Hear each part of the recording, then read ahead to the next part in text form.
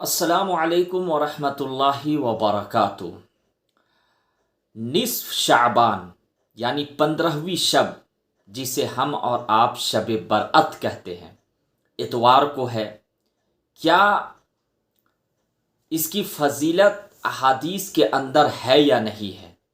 کیونکہ بہت سے لوگ ایسے ہیں جو شب برأت کی رات کو فضیلت والی رات سمجھتے ہی نہیں ہیں، اور لوگوں کو بھی منع کرتے ہیں کہ اس رات کی کوئی اہمیت و فضیلت نہیں ہے، حالانکہ یہ غلط ہے۔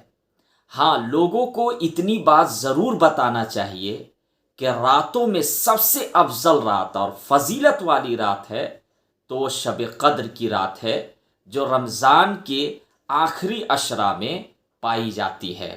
انشاءاللہ اس پر روشنی ڈالوں گا، لیکن شب برأت کی رات، جس میں نصف شعبان یا 15ویں شب کہہ دیجئے، تو اس رات کی بھی فضیلت ہے۔ اگرچہ قرآن شریف سے ثابت نہیں ہے، لیکن احادیث میں 8-10 احادیث ایسی ہے جس سے اس رات کی فضیلت معلوم ہوتی ہے۔ تو اس رات میں کوئی خاص عبادت کرنے کا تو تذکرہ نہیں ہے، یا پوری رات جاگنا یا کوئی خاص عمل کرنا، اس کا حدیث میں تذکرہ نہیں ہے۔ جس سے جتنی ہو سکے اس رات میں عبادت کرنی چاہیے۔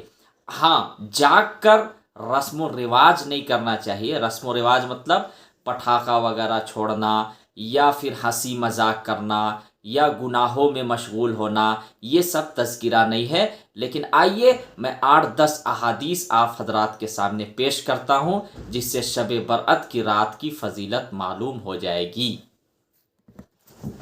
پہلی حدیث میں ایک دم شارٹ کر کے آپ حضرات کو حدیثیں پیش کر رہا ہوں مختصر میں۔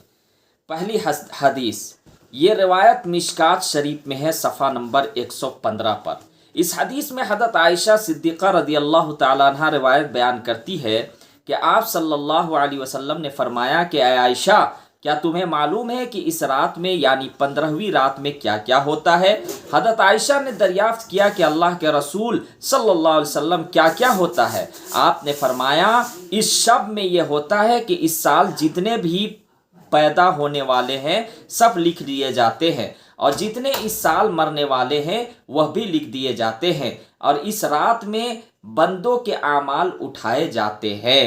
اسی طریقے سے دوسری روایت ہے، یہ لطائف المعارف صفحہ نمبر 148 میں ہے، اور مسند عبد الرزاق صفحہ نمبر 317 جلد 4 میں ہے کہ حضرت عطا بن یسار رضی اللہ تعالیٰ عنہ فرماتے ہیں کہ جب شعبان کی 15ویں شب ہوتی ہے تو خدا کی طرف سے ایک صحیفہ ملک الموت کو دیا جاتا ہے، اور کہا جاتا ہے کہ جن لوگوں کے نام اس فہرست میں درج کیے ہیں ان کی روحوں کو قبض کرنا ہے۔ اسی طریقے سے آپ کو تیسری روایت بیان کرتا ہوں۔ یہ روایت علامہ طبری کی کتاب جامع البیان فی تفسیر القرآن جلد نمبر 25 صفحہ نمبر 65 میں ہے کہ حضرت عثمان بن محمد فرماتے ہیں کہ حضور صلی اللہ علیہ وسلم نے ارشاد فرمایا کہ عمرے ایک شعبان سے دوسرے شعبان تک کی طے کی جاتی ہے، یہاں تک کہ انسان شادی بیاہ کرتا ہے اس کے یہاں بچے پیدا ہوتے ہیں، اور حال اس شادی کرنے والے کا یہ ہے کہ اس کا نام اس سال وفات پانے والوں کی فہرست میں لکھا گیا ہے۔ اسی طریقے سے اور روایت ہے، راشد بن سعد فرماتے ہیں کہ نبی کریم صلی اللہ علیہ وسلم نے ارشاد فرمایا کہ شعبان کی 15ویں شب کو اللہ تعالیٰ ان تمام روحوں کو قبض کرنے کی تفصیل ملک الموت کو بتا دیتے ہیں۔ اسی طریقے سے روایت میں ہے کہ حضرت عائشہ فرماتی ہے کہ ایک رات میں نے حضور صلی اللہ علیہ وسلم کو اپنے پاس نہ پایا، میں آپ کی جستجو میں نکلی، کیا دیکھتی ہوں کہ آپ جنت البقیع میں تشریف فرما ہے۔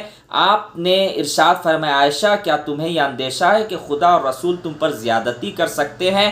میں نے عرض کیا کہ اللہ کے رسول، مجھے یہ خیال ہوا کہ آپ کسی دوسری اہلیہ کے پاس تشریف لے گئے ہیں۔ آپ نے ارشاد فرمایا، بلا شبہ اللہ تعالیٰ شعبان کی 15ویں شب آسمان دنیا کی طرف نزول فرماتے ہیں اور بنو کلب کی بکریوں کے بال کے برابر لوگوں کی مغفرت فرما دیتے ہیں۔ یہ روایت ترمذی شریف جلد نمبر 1 صفحہ نمبر 156 پر ہے۔ اسی طریقے سے اور روایت ہے حضرت معاذ بن جبل کی رضی اللہ تعالیٰ عنہ فرماتے ہیں کہ اور ابو ثعلبہ فرماتے ہیں کہ حضور صلی اللہ علیہ وسلم نے ارشاد فرمایا کہ جب نصف شعبان کی رات ہوتی ہے تو اللہ تعالیٰ اپنی مخلوق پر نظر رحمت ڈال کر مسلمانوں کی مغفرت فرما دیتے ہیں اور کافروں کو مہلت دیتے ہیں اور کینہ کی وجہ سے چھوڑ دیتے، یعنی جو کینہ رکھتے ہیں ان کی مغفرت نہیں ہوتی ہے۔ یہ روایت بہقی کی ہے، اور بھی بہت ساری روایات ہیں، انشاءاللہ میں کسی دن اور تذکرہ کروں گا۔ اس سے یہ پتہ چلتا ہے کہ شب برأت کی رات بھی فضیلت والی رات ہے، تو اس رات بھی جاگ کر کچھ نہ کچھ عبادت کرنی چاہیے۔ پوری رات جاگنا یا کوئی خاص عمل کرنا اس کا تذکرہ نہیں ہے۔